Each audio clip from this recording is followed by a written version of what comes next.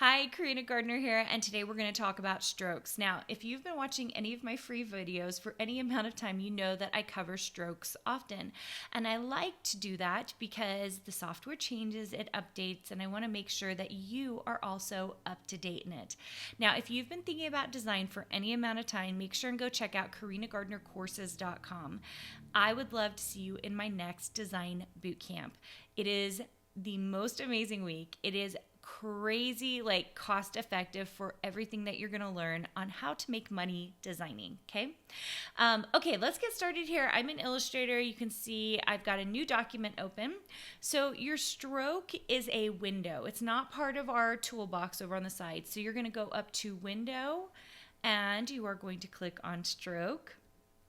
Okay, so I've got mine over here. You can have your window anywhere. I'm going to actually pull this out. Isn't that fancy? I love that you can move around everything, and I try to get through that. We talk about workspaces in both my Illustrator for Beginners and my boot camp to talk about workspaces with you guys.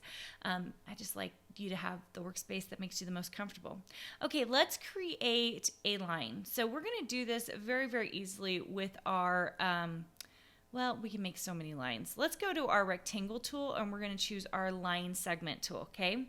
This is probably the easiest way to create a line. So what I'm going to do, and what I would love for you to do if you're doing this with me, is to click down and pull and create a line. Now, if you want them all to be straight, you can hold down your Shift key, and I didn't hold it down. Let's try again. Shift key and create a whole bunch of lines, okay? Now, you're not seeing any of my lines because my automatic settings have this as a none fill and a none stroke. That means they technically are there, but we can't see them. So if you come to your selection tool and you select over where you created those lines, you can see that they are all right there. We're just going to go ahead and add a stroke to it. So go to stroke down here, and if your color window popped up like mine, just use like the black or one of the colors here. I'm going to go to window color. If you don't have that up, I'm going to just choose the black. Pretty simple.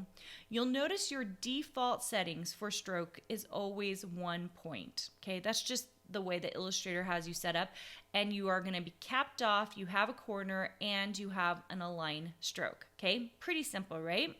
So if we want to make something thicker, if I just select on one of these, I'm going to select individually so you can see the differences here. We can change the stroke line to be very thick or very thin. Notice that the anchor right here on the end, notice that it mimics this cap right here. It's called a butt cap right here and ends it. Let's take our next one. We're going to add another stroke line to it, and let's round that cap. Okay, so you'll notice that the anchor point is actually in a little ways from that rounded cap. Okay, let's do the same thing here with this third one. We're just going to make it nice and thick. And let's do a projecting cap. So I'm going to click on that. You can see once again, there's a little bit of space between the actual anchor and where you're seeing it end, okay? So those are 3 different end caps. Now corners is a little harder to see. Let's create something with a corner.